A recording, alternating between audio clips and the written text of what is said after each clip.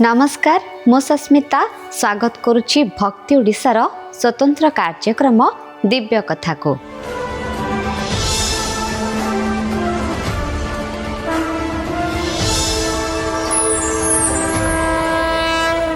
भगवान शिवंकर बेलपत्र अति प्रिय।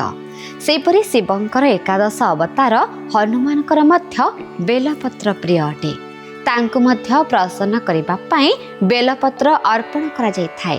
शास्त्र अनुसार लक्ष्मी को कृपा लाभ करिबा पाई और धन वृद्धि करिबा पाई बेलपत्र अर्पण होई थाए।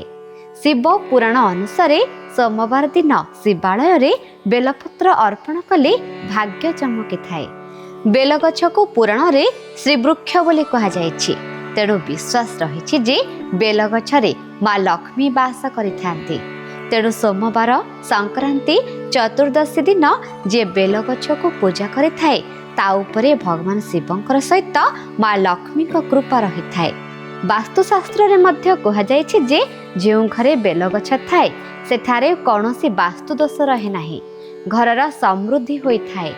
संक्रांति और कृष्ण चतुर्दशी दिन जो भक्त बेलगछ निकटरे ठिया हुई घी और मिष्टान दान करे तार कौनसी आर्थिक समस्या रही न थाए। कृष्ण चतुर्दशी अथवा अमावास्या दिन बेलगछर चेर आणंतु, एहाको नाली कपड़ारे गुड़ाई धन रखिथिबा स्थान रे रखंतु। एहा द्वारा घरे केबे हेले धनर अभाव रही न थाए। सोमवार संक्रांति चतुर्दशी अमावास्या तथा श्रावण मासरे प्रभु भोलानाथ को बेलपत्र अर्पण करिबा अत्यंत लाभदायक होई थाए। विश्वास करा जाए जे जदि भूल वशत मध्य आपण प्रभु शिवं को बेलपत्र अर्पण करंती तेबे आपणकर समस्त पाप क्षय होई थाए। शनिवार दिन विशेष भावरे हनुमान को पूजा करिबा समय रे बेलपत्र रे सिंदूर लगाई अर्पण करंतु, कारण शनिवार दिनटी हनुमान को संतुष्ट कले शनिदेव आशीर्वाद लाभ होई थाए। समस्त देवादेवींकर सामंजस्य बेलपत्र सहित रहिछि। सेपरि माता पार्वती को मध्य एही दिन बेलपत्र अर्पण कले मनस्कामना पूर्ण होई थाए।